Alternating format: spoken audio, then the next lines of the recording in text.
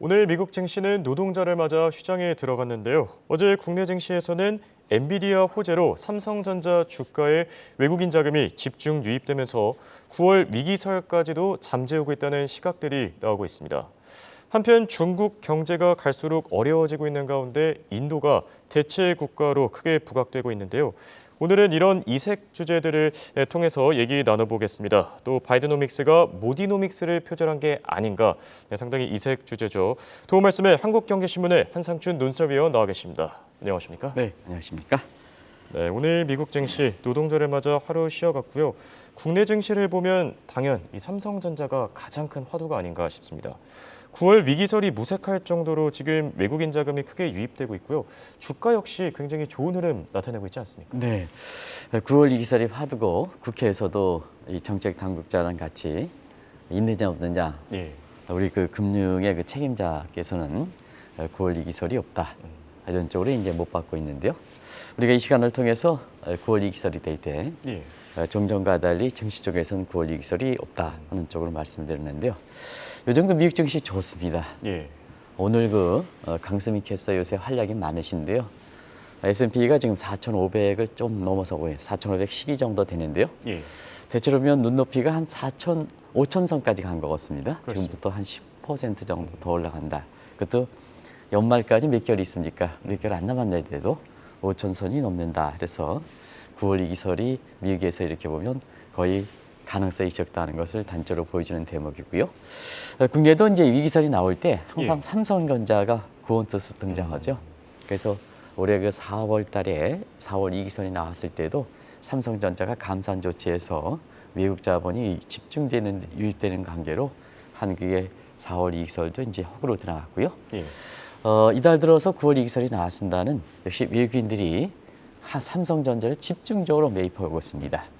아시겠습니다는 미국 증시의 상징격이 남고 앞으로 반도체를 비롯해서 이렇게 할 때 인공지능과 같은 상징성이 높은 예. 엔비디아와 이렇게 HBM인가요? 저도 이제 이 분야의 이렇게 전문가는 아니기 때문에 그냥 그대로 한국말로 번역하는 것을 좀 보여드리겠습니다. 예. 고대 역폭 메모리와 관련된 지원 문제 때문에 외국인들이 집중적으로 매입하고 있는데요. 지금 상태에서는 7만 자재 이제 정착한 것 같아요. 그리고 8만 자재 뛰어넘어서 지금 대부분 다 국내 증권사들이 이렇게 9만 전자에 대해서 목표가를 좀 높이는 상태고요. 예. 일부 증권사는 한 10만 전자 이렇게 얘기가 나오고 있는 이런 상태다 이렇게 보여졌습니다. 아무래도 이제 상징성이 높기 때문에 또 감산 조치 효과도 지금까지 이렇게 지속되는 상황에서 상징성이 높은 엔비디아와 제휴 문제 때문에 아마 이렇게 목표가가 높아지는 것이 아닌가 생각합니다. 예. 저는 뭐 개인적으로 상당히 다행스럽다고 생각합니다. 우리 투자자들 생각해서는 항상 어려울 때 이런 그 위기설을 제시해서 1년 전에도 그랬습니다는 예. 본인 자신은 유튜브에서 인기가 있을지 모르지만 사실 국내에 주가가 떨어져서 국부가 떨어진다는 것은 우리 국민 전체에 스트레스를 주는 거거든요. 그렇죠. 그런 측면에서 보면 삼성전자 큰 역할을 한다 이렇게 보겠습니다. 그리고 어제 그 국내 증시에서도 이렇게 호재를 작용했던 것이 역시 중국의 문제인데요. 예. 이 컨트리 가든 문제의 채무 상환 유예가 됐죠. 그래서 디폴트 분야, 디폴트에 대한 우려가 좀 줄어드는 상태였어요. 물론 이제 미봉 체계에 그치고 있습니다는 채무 상환 유예가 어찌됐든 디폴트에 초읽게 모이는 상태에서 국내 증시에 또 중화 경제권의 증시에 사실 그 도움됐다 이렇게 보겠습니다. 다만 한 가지 채무 상환 유예 제시는 테크니컬 디폴트다 해서 예. 과거 아리엔테 마찬가지로 디폴트의 일환입니다. 그렇기 때문에 이것이 근본적인 문제를 처방하느냐 하는 측면에서는 오히려 더 악화시키지 않겠냐 하는 이런 파이낸셜 타임스에 이렇게 진단도 있기 때문에 예. 향후 중국 문제는 시간이 가면 갈수록 더 악화되지 않겠냐 하는 이런 시각들이 만만치 않다는 걸 말씀드리겠습니다. 예, 알겠습니다. 자, 이제 본격적인 주제로 넘어가 보겠습니다. 벌써부터 중국을 얼마나 잘 대체할 수 있느냐에 따라 국가별로 명암이 갈리고 있는데요. 역시 인도가 가장 부상하고 있지 않습니까? 네. 이달에는 G20, 예. 인도에서 그 정상회담이 있죠. 시진핑이 참석하지 않겠다는 이런 쪽이 화제가 되고 있는 이런 상태고요. 그다음에 한국과 인도가 수교가 되는 날입니다. 그런 측면에서 지금 인도가 국내에서 보면 여러 가지 중국의 대체 국가로서 예. 그또 이렇게 특수한 문제가 결부시켜서 인도가 되는데요. 한국경제신문의 김정호 사장께서도 예. 이런 것을 그래서 인도에 대해서 한번 시리즈를 쓰자 해서 어제부터 인도에 대해서 집중적인 시리즈가 돼서 굉장히 이렇게 독자들로부터 호평을 많이 받고 있는 것을 이렇게 알고 있습니다. 예. 그런 과정에서 지금 인도가 세계에서 보면 가장 각광을 받고 있는데요. 역시 인도는 중국의 문제가 어려워지면 어려질수록 인도가 부각된다. 왜 그럴까 하는 측면에서는 그동안 세계 공장에서 들어갔던 외국 기업, 외국 자본들이 중국의 문제로 인해서 이탈되는 과정에서 그걸 잡는 기업, 그걸 잡는 자금이 경기라든가 증시 모습을 좌우하기 때문에 예. 사실 최근에 보면 인도에 굉장히 집중돼 있다고 보겠습니다. 아시겠습니다. 중국에 이탈한 기업, 외국 기업들은 크게 두 가지죠. 본고로 하는 리쇼링, 그 다음에 아시아 지역에 중국과 같은 지역에 있는 아시아적으로 대체 시장을 찾는 영국 이코노미스트가 얘기했던 알타시아, Alternative 플러스 아시아의 약자인 엘터시아로 가는데요. 예. 지금 알타시아 국가 중에 여러 가지 이제 복합적인 체인 방식에 있죠. 그래서 중국은 하나의 국가에서 모든 것을 이렇게 갖고 있습니다는 사실 지금은 네트워크 시대이기 때문에 대체 국가로서 아시아 국가들이 연계해서 지금 되고 있다고 보겠습니다. 그런 측면에서 아시겠습니다. 알타시아는 다들 아시겠습니다는 인도를 문제를 짚어드리기 위해서 예. 요 국가들이 지금 많이 부각되고 있는데요. 한번 보면 기술력은 일본과 한국과 대만과 인도, 예. 그다음에 자원은 인도네시아. 다 요새 주지가 좋죠. 중국이 어려울수록 다 좋습니다. 그렇죠. 그다음에 금융과 물류 부분은 싱가포르, 그리고 인건비는 벵글라데시 이렇게 해서 지금 이들 중시는 벵글라데시가 자본시장이 아직 인프라가 미약하기 때문에 여기를 제어건다 본다면 다 증시가 좋다 이렇게 보겠습니다. 예. 그 중에서도 알타시아 국가 중에서는 인도가 중국의 대체 시장으로 가장 부각된다 하는 것은 시청자분이 다 아시지 않겠냐 하는 생각이 듭니다. 네. 그렇다면 과연 인도 경제 얼마나 뜨거운지 그리고 증시 상황도 얼마나 괜찮은지 함께 전해주시죠. 네, 지난 주말에 인도의 2분기 성장률이 발표됐습니다. 예.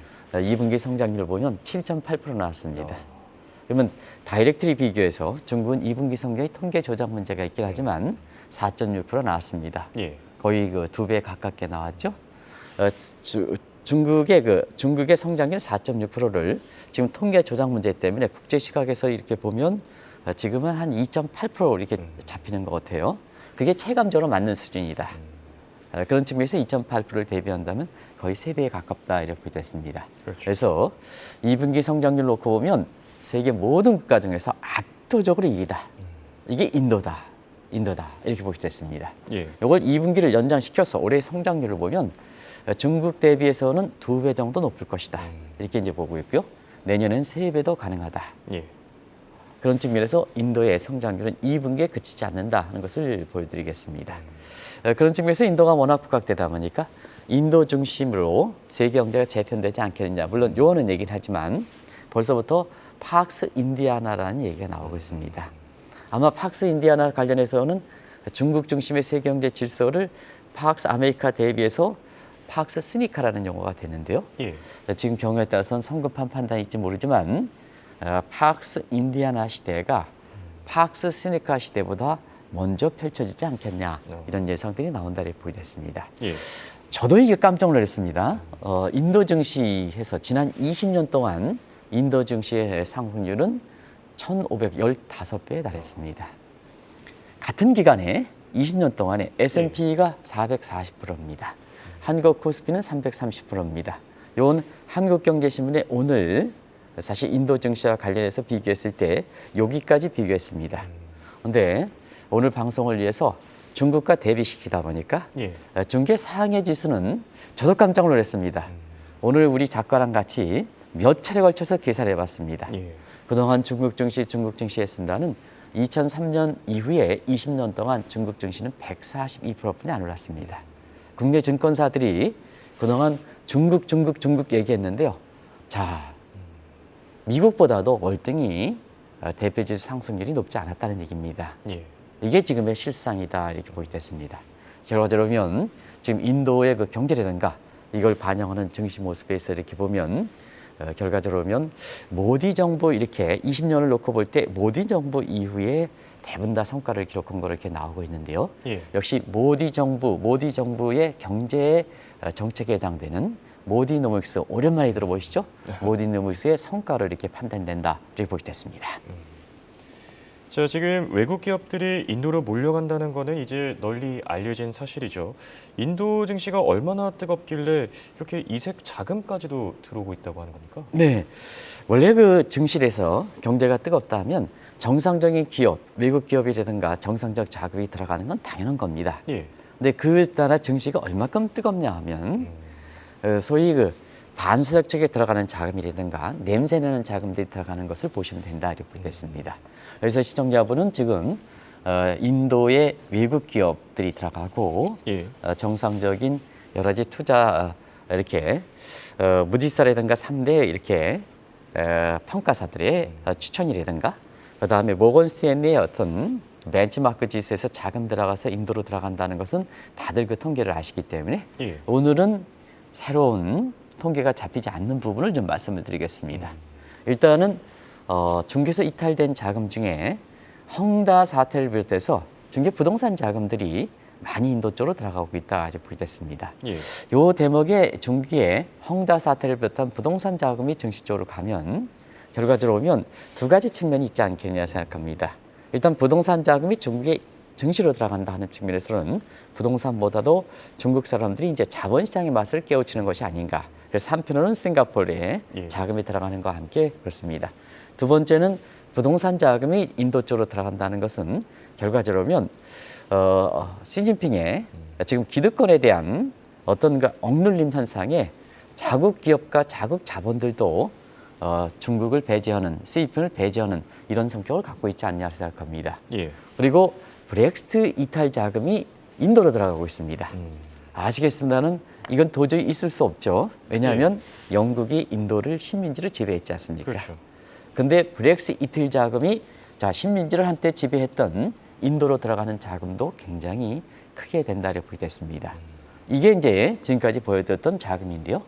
최근에 텔레반이 지금 아프가니스탄을 이렇게 정권을 잡고 지금 나름대로 재정이라든가 이런 굴리는 과정에서 예. 결과적으로 보면 내전을 통해서 텔레반에 숨겨놓여 있던 자금들 국제사회에 등장하지 못했지 않습니까? 이걸 돈 세탁해야 정상적인 정부로서 재정을 쓸 수가 있는 상태인데요. 이것이 인도 증시를 통해서 사실 자금이 들어오지 않느냐. 그래서 한편으로는 돈 세탁이기 때문에 9/11과 같은 이런 테러의 위협이 있지 않느냐 하는 추측과 함께 예. 어쨌든 그만큼 인도 증시가 굉장히 화랑을 보이고 있다 하는 측면을 보여주는 대목이 아닌가 생각하고요. 예. 최근에는 스위스 비밀 창구들이 다시 열리고 있습니다. 제가 이거는 한국의 스위스 비밀 창구에도 자금을 이렇게 하고 그다음에 조세피 지역의 자금을 최근 들어서 문재인 정부로부터 이렇게 그때 자금들이 많이 들어갔는데요. 현 정부 들어서 이런 부분에 손을 좀 못 대고 있는 상태인데 파나마 페이퍼스라든가 이런 게 자금에 대해서 국제적으로는 이런 자금들이 확 열리고 있는 상태거든요. 국내에서도 부동산 투자 자금 관련해서 뭐 대장동이라든가 이런 비밀 이게 지금 속속들이 이렇게 지금 열리는 과정인데요. 국제사회에서도 조세피 지역에 그다음에 스위스 비밀 창구에 이렇게 숨겨놨던 자금들이 열리고 있습니다. 대세적인 측면에서는 이것을 믿을 수 없거든요. 예. 그런 측면에서는 이러한 스위스 비밀 창구의 자금들이 자 비밀 창구 자금이니까 한국이라든가 미국에 들어올 수 없죠. 그러다 보니까 어디냐 대체 지역을 찾는 상태에서 인도 증시 쪽으로 들어오는 게 아닌가 하는 이런 쪽의 기대도 많이 형성되고 있다 이렇게 보게 됐습니다. 예.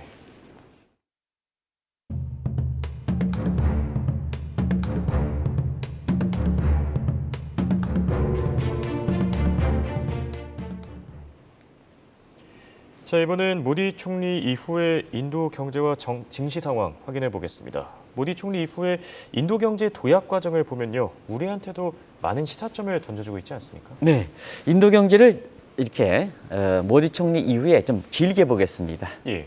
아마 그렇게 보면 모디 총리 아마 기억나시겠으면 2014년에 그 이전에는 인도가 하나의 28개 주로 구성되어 있거든요. 플러스 마이너스 준 그 주에 해당되는 것을 포함한 29개 주인데 공식적으로는 28개 주입니다. 근데 인도의 28개 주 중에서 가장 경제 성장을 못하는 지역이 있습니다. 그 지역이 뭐냐 하면 파키스탄과 인도는 전통적으로 상습적인 이렇게 국경을 갖고 한편으로는 중국과 함께 국경 논쟁이 되는 상태에서 전쟁의 상습 지역이 구자라트라는 시입니다. 예. 근데 여기에 사실은 모디 총리가 인도 28개 중에서 가장 성장하기 어려운 지역에 들어가서 매년 10% 이상 고도 성장을 했습니다. 이걸 바탕으로 해서 인도의 사실 전체적으로 이 구자라트 모디 총리 같은 경우에는 내륙한 데에 기득권을 갖고 있는 사람은 아니고요. 카스트에서 브라민 계층에 해당되는 사람도 아닌 평민 출신인데 예. 이게 경제로서 구자라트의 성과 모델을 바탕으로 해서 인도의 전국적 인물로 추앙되는 상태에서 집권을 했다 이렇게 됐습니다. 그러다 보니까 자연스럽게 2014년에 들어오긴 했습니다는 굉장히 한때는 탄핵에 시달리기도 하고 기득권으로부터 굉장히 문매를 맞던 상황이었다 이렇게 됐습니다. 예. 그래서 2014년 5월서부터 사실 구자라트 성장 모델을 바탕으로 모디노미스를 출연했습니다는 사실 2년간은 좀 공전 상태를 거쳤습니다. 근데 이런 것이 사실 모디노믹스가 하나의 그립을 잡았던 게 예. 2016년에 두 가지 조치가 있거든요. 하나는 GS 제도, 상품 서비스 제도를 이렇게 개편했고요. 두 번째는 같은 해 10월에 유명한 부정부패 처결을 위해서 급진적 화폐 개혁을 단행했습니다. 예. 그래서 사실상 이것을 바탕으로 해서 인도가 지금의 세계적으로 부각되는 하나의 모토가 됐다 이렇게 됐습니다. 그래도 그렇게 성공하는데도요. 인도의 카스트 제도라든가 내륙 한도의 기득권 체제가 워낙 심화되기 때문에 그렇게 성공했는데도 불구하고 인도가 모디 총리가 연임대를 이런 2018년에 보면 7월 달에 한 차례 시련을 겪었습니다. 예. 아시겠습니다만 불신임 문제도 굉장히 되는데요. 역시 국민이 중요한 것 같습니다. 경제 성과에서 굉장히 성과를 많이 하다 보니까 국민들이 정치권에 아무리 기득권이 있다 하더라도 우리나라 지금 사태 한번 보시겠습니다. 국민들을 외면하면 안 되는 겁니다. 국민들이 이렇게 압도적 지지를 해서 예. 모디 총리에 힘을 실어줬던 상황이거든요. 그래서 지금을 맡고 있다 이렇게 됐습니다. 그래서 시간이 가면 갈수록 국민 편에서 모디도 초기 단계는 기득권을 무너뜨리는 데 초점이 되어 있는 상태에서 최근엔 모디 총리가 지금 이 길을 맞으면서 국민에 다가가는 쪽으로 모디의 경제 정책의 초점이 바뀌고 있다. 우리 입장에서도 많은 시사점을 던져주는 것이 아닌가 생각합니다. 네. 또 모디 하면은 빼놓을 수 없는 게 모디노믹스가 아닐까 싶은데요. 이제는 성장 모델의 본보기로 정착되지 않았습니까? 네, 성장의 본보기가 지금 바이든 정부가 추진하는 바이드노믹스. 예. 거의 핵심이 IRA죠. 인플레 감축법이죠. 또 인플레 감축법이 성공하다 보니까 결국 일본판 IRA, 독일판 IRA로 확장되는 모습이고 예. 한국도 미국의 인플레 감축법을 좀 도입해야 되지 않느냐 하는 시각인데요. 이 내용이 사실 2014년에 추진했던 모디노믹스 그 이전의 구자라트 성장 모델과 거의 동의합니다. 그래서 바이드노믹스가 사실 모디노믹스보다 나중에 이렇게 태어났지 않습니까? 그렇죠.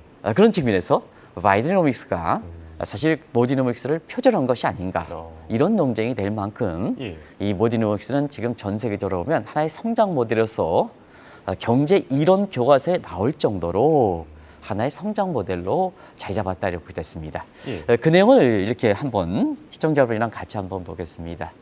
역시 시장을 중시하는 정책을 취했습니다. 자막을 한번 보겠습니다. 이 하나하나 구체적 내용도 다 알고 있습니다. 예. 친기업 정책을 추진했습니다.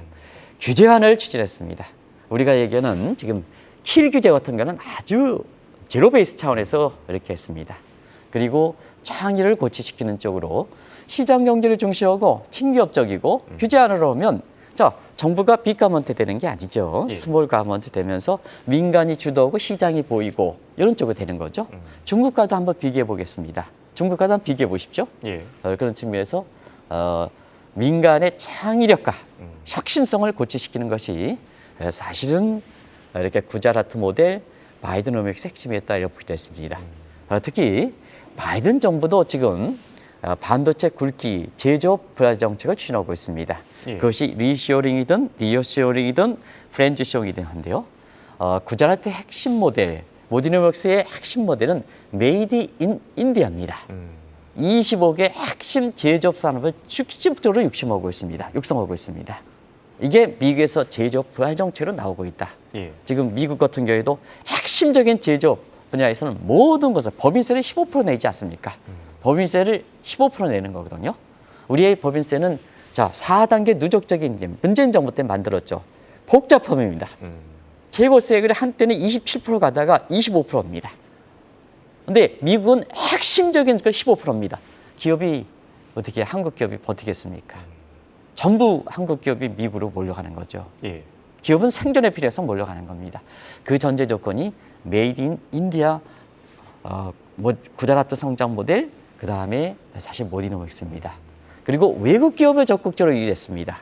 자, 바이든 정부 어떻습니까? 해외 나가 있는 미국 기업 들어와라. 그 다음에 외국 기업도 들어와라. 한국의 삼성전자 들어와. 그냥 부지 다 준다. 들어와라. 그러지 않습니까? 그렇죠. 해외 기업 적극 유치하고 있습니다. 그래서 성장과 고용을 동시에 모색하는 상태다 이렇게 됐습니다. 그리고 미국과 달리 이렇게 해외 기업이 들어오려면 예. 구조개혁, 사람이 바뀌어야 되거든요. 중국은 사람이 바뀌다가 되돌아갔습니다는 사람이 바뀌어야 되거든요. 그런 측면에서 화폐 개혁을 이렇게 추진하고 사실 GS 제도를 해서 기득권은 무너지고 예. 국민이 보이고 민간이 이렇게 보면 결과적으로 보면 사실 국가의 통수권자가 국민과 그 다음에 기업을 이용하는 게 아니라 저는 뭐 악영이다 이렇게 얘기하는데요. 사실 국민을 이용하고 기업을 이용한다면 결과적으로 외국 자본이 들어온다. 그게 인도가 지금의 성장을 이끌었던 많은 제도적 문제 28개 주의 굉장히 복잡한 세제 체제에도 불구하고 인도 경제가 부각되는 거다 이렇게 보시면 됐습니다. 네.